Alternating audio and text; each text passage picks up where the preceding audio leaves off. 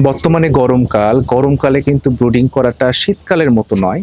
বর্তমানে যে গরম পড়েছে, যে আবহাওয়াটা, সেই সময়ের ব্রুডিং আর শীতকালের ব্রুডিং কিন্তু সম্পূর্ণ আলাদা। আর আপনারা জানেন, মুরগি পালন করে লাভ করতে হলে কিন্তু ব্রুডিং প্রক্রিয়াটা ঠিক থাকা দরকার। এই যে গরমকাল, গরমকালে আপনি ব্রুডিং কিভাবে করবেন সেই সম্পর্কে কিন্তু আমরা একটু আলোচনা করব। প্রথমেই যখন আপনি বাচ্চা নিয়েছেন হ্যাচারি থেকে, বাচ্চাটা নিয়ে আসার পরে আপনার ব্রুডারটা যেমন রেডি করছেন এই পর্যন্ত কিন্তু একদম সেম। তার পরবর্তীতে আলাদা যেটা হবে সেটা হচ্ছে তাপমাত্রা, এবং আপনি ব্রুডিং কিভাবে করছেন, চিক্স গার্ডটা কিভাবে দিচ্ছেন, বাচ্চার পরিমাণটা কি হবে, আপনি যে লিটারটা দিয়েছেন লিটারটার পুরুত্ব কি হবে, এগুলো কিন্তু পরিবর্তন করতে হবে। আমরা যখন শীতকালে বাচ্চা ব্রুডিং করি তখন কিন্তু আমরা 3 ইঞ্চি বা 4 ইঞ্চি আমরা কি ব্যবহার করি, তুষ ব্যবহার করি। যখন আপনি গরমকালে ব্রুডিং করবেন আপনার কিন্তু তুষের যে পুরুত্ব এটা কিন্তু কমিয়ে দিতে হবে। আপনি সর্বোচ্চ 2 ইঞ্চি দিতে পারেন তুষ, এবং আপনি যদি এর থেকে বেশি দেন তাহলে কিন্তু বাচ্চা গরম হয়ে যাবে, বাচ্চা কিন্তু ঘেমে যাবে। দ্বিতীয় কথা, শীতের সময় কিন্তু আমরা যখন ব্রুডিং করি তখন কিন্তু চারপাশ পাতলা কাপড় দিয়ে কিন্তু আমরা ঢেকে দেই। খামারের চারপাশ কিন্তু পর্দাটা আমরা কিন্তু নামিয়ে দেই। কিন্তু আপনি যখন গরমকালে ব্রুডিং করবেন তখন কিন্তু খামারের চারপাশে যে পর্দাটা আছে সেটা কিন্তু তুলে দিতে হবে। পর্যাপ্ত বাতাস যাতে প্রবেশ করতে পারে সেটা কিন্তু আপনার নিশ্চিত করতে হবে। এবং আপনি যে চিক্স গার্ড দিয়েছেন, আপনার যে ব্রুডার দিয়েছেন, ব্রুডারের উপর দিয়ে আমরা যে পাতলা সুতি কাপড় দিয়েছিলাম শীতকালে, গরমকালে কিন্তু এরকম কিছু করা যাবে না। আপনি যদি উপর দিয়ে পাতলা সুতি কাপড়টা দেন বাচ্চা কিন্তু ঘেমে যাবে। আর যখন বাচ্চা ঘেমে যাবে তখন কিন্তু আস্তে বাচ্চা মারা যাবে। এখন ব্যাপারটা হচ্ছে কি, তাহলে আপনি আসলে কি পরিমাণ বাচ্চা একটা ব্রুডারের নিচে দিতে পারেন এবং সেখানে তাপমাত্রাটা কেমন হবে? আমরা সবসময় বলি বাচ্চার জন্য আদর্শ তাপমাত্রা কিন্তু 35 ডিগ্রি সেলসিয়াসের আশেপাশে, যেটাকে আমরা ফারেনহাইট স্কেলে বলি 95 ডিগ্রি ফারেনহাইট।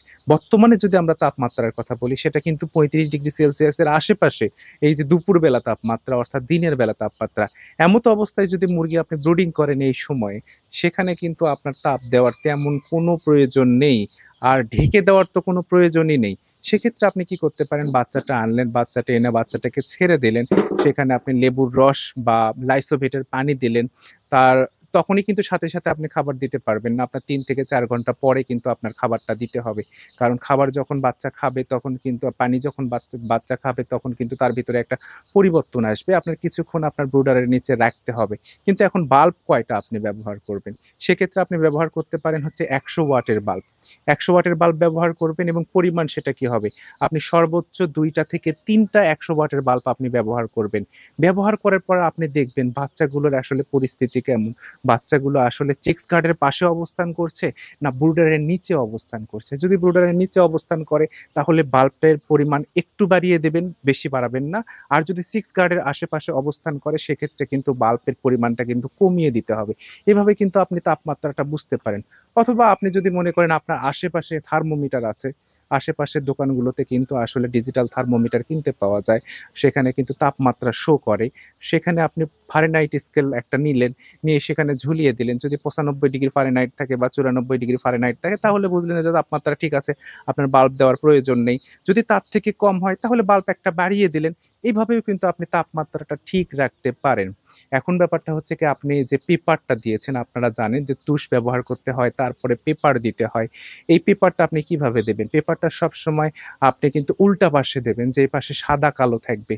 তাহলে সুবিধা যেটা পাবেন সেটা হচ্ছে, আপনার মুরগির যদি পেটের সমস্যা হয় বা পায়খানা যদি জনিত কোনো সমস্যা থাকে তাহলে কিন্তু সেটা খুব সহজেই কিন্তু আপনি শনাক্ত করতে পারবেন। তারপরে সবসময় আমরা দেখেছি খামারেরা বলে, "ভাই, একটা ব্রুডারের নিচে আমরা কয়টা করে বাচ্চা দিতে পারবো?" এই যে এখানে ভিডিওতে যেই ব্রুডারটা দেখতে পাচ্ছেন এর নিচে কিন্তু ৩০০ বাচ্চা দেয়া আছে, এবং এর রেডিয়াস যেটা বলছি সেটা হচ্ছে ৪.৫ ফুটের মতো, এবং আমরা যদি ব্যাসার্ধ বলি তাহলে সেটা কিন্তু ৯ ফুটের মতো। ৯ ফুটের মতো আমরা ব্যাসার্ধ নিয়েছি, এবং ব্যাসার্ধ নিয়ে চিক্স গার্ডটা আমরা তৈরি করেছি। তৈরি করার পরে কিন্তু আমরা বাচ্চাগুলোকে ছেড়েছি ৩০০ বাচ্চা, এবং আমরা কিন্তু যদি শীতকাল হতো তাহলে কিন্তু এর থেকে বেশি বাচ্চাটাগুলো ছেড়ে দিতাম। বেশি বাচ্চা এখন যদি আমরা ছেড়ে দেই তাহলে কিন্তু যে পরিবেশটা সেটা নষ্ট হবে, এবং যে লিটারটা আছে সেটাও কিন্তু তাড়াতাড়ি নষ্ট হয়ে যাবে, পেপারটা তাড়াতাড়ি ভিজে যাবে। এই দিকে কিন্তু আপনার লক্ষ্য রাখতে হবে। আরেকটা বিষয় সেটা হচ্ছে কি আপনার সবসময় লক্ষ্য রাখবেন যেন খামারে যে বায়ু চলাচল আছে সেই বায়ু চলাচল যেন বিঘ্নিত না হয়। হ্যাঁ? বায়ু চলাচল যদি বিঘ্নিত হয় তাহলে কিন্তু আপনার খামার বা যেখানে ব্রুডার আছে তার নিচে কিন্তু অ্যামোনিয়া গ্যাস তৈরি হবে, এবং অ্যামোনিয়া গ্যাস যদি আপনার মুরগির বাচ্চার নাকে মুখে একবার প্রবেশ করে তাহলে কিন্তু ঠান্ডাজনিত সমস্যা লেগেই থাকবে এবং বাচ্চাগুলো কিন্তু মারা যেতে থাকবে। এই বিষয়গুলো যদি আপনি একটু লক্ষ্য রাখেন বা একটু লক্ষ্য করেন তাহলে কিন্তু আসলে গরমকালে ব্রুডিং করাটা অনেক সহজ। এখন ব্যাপারটা হচ্ছে কি, এটা তো আমরা ১ম দিনের কথা বললাম। আপনি কয়দিন আসলে ব্রুডিং করবেন? ১ম দিন দিনের বেলার কথা যদি আমরা বলি তাহলে আপনি ২ টা বা ৩ টা ১০০ ওয়াটের বাল্ব ব্যবহার করলেন। সেটাও প্রয়োজন অনুযায়ী আপনি কিন্তু কম বেশি করা লাগতে পারে। সেটা হচ্ছে খামারের অবস্থানের উপর। আমরা অনেক সময় দেখি যে অনেক খামার যেগুলো আসলে বাঁশঝাড়ের নিচে বা বড় গাছের নিচে, সেখানে কিন্তু আবহাওয়া একটু ঠান্ডা থাকে। সেক্ষেত্রে আপনার ৩ টার জায়গায় ৪ টা বাল্বও লাগতে পারে। আবার অনেক খামার দেখি সেটা হচ্ছে টিন শেড খামার। তার উপরে টিনের উপরে কিন্তু সরাসরি সূর্যের তাপ পড়ে। সেক্ষেত্রে কিন্তু আপনার ১ টা বাল্ব দিলেও হতে পারে বা ২ টা বাল্ব দিলেও কিন্তু হতে পারে। সেইজন্য আমরা বলি আপনি যদি থার্মোমিটার নেন তাহলে সবথেকে বেশি ভালো হয়। আবার সন্ধ্যার পরে সূর্য যখন ডুবে যাবে তখন কিন্তু আবহাওয়া আস্তে, আস্তে ঠান্ডা হতে শুরু করবে। তখন কিন্তু আপনার বাল্বের পরিমাণটা বাড়িয়ে দিতে হবে এবং মুরগির বাচ্চাগুলোর দিকে একটু লক্ষ্য রাখতে হবে বাচ্চাগুলো কোন অবস্থানে আছে। বাচ্চাগুলো যদি এলোমেলোভাবে ছুটাছুটি করে, চলাফেরা করে তাহলে বুঝবেন না বাচ্চা ঠিক আছে, তাপমাত্রা ঠিক আছে। আর যদি চিক্স গার্ডের নিচে যায়, দিকে যায় তাহলে বুঝবেন যে না তাপমাত্রা বেশি হয়ে গেছে। আর যদি বাল্বের নিচে আসে তাহলে বুঝবেন যে তাপমাত্রা কম হয়ে গেছে। এভাবে কিন্তু আপনি কম বেশি করবেন।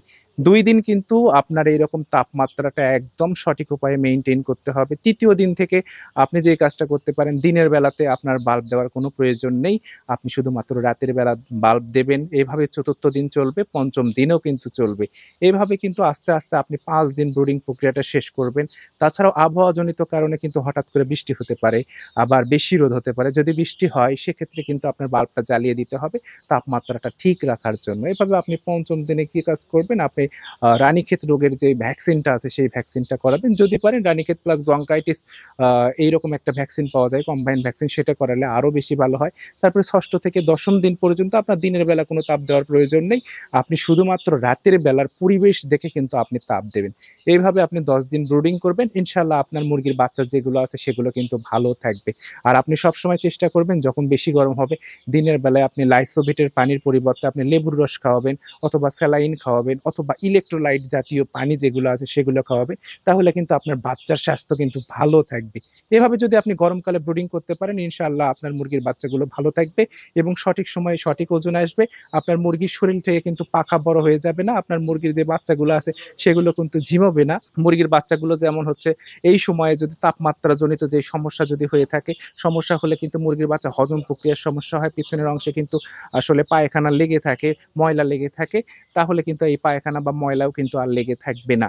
আরো যদি বিস্তারিত জানতে চান তাহলে কিন্তু আমাদের বগুড়া পোল্ট্রি অ্যান্ড হ্যাচারির পেজে যোগাযোগ করতে পারেন। YouTube এ যদি দেখে থাকেন সাবস্ক্রাইব করে কিন্তু পাশে থাকতে পারেন অথবা স্ক্রিনে দেওয়া নাম্বারে যোগাযোগ করেও কিন্তু আপনি পরামর্শ নিতে পারেন। আর একটা বিষয় মনে রাখবেন, আপনি যদি সফল হতে চান, আপনি যদি মনে করেন যে আমরা ব্রুডিং প্রক্রিয়াটা আমি ঠিকঠাক করব এবং মর্টালিটি হবে না, বাচ্চা মারা যাবে না, এমন অবস্থায় যদি দিতে চান তাহলে কিন্তু ভালো মানের বাচ্চাটা খুবই জরুরি। এ গ্রেড মানের বাচ্চা যদি হয়, ভালো মানের বাচ্চা হয়, যদি হয় তাহলে কিন্তু ব্রুডিং প্রক্রিয়া ঠিক থাকলে আপনার বাচ্চা কিন্তু তেমন মারা যায় না। তাই এই বিষয়টা আপনার লক্ষ্য রাখাটা খুবই গুরুত্বপূর্ণ। আজকের ভিডিওটা শেষ পর্যন্ত দেখার জন্য আপনাদেরকে অসংখ্য ধন্যবাদ জানাচ্ছি।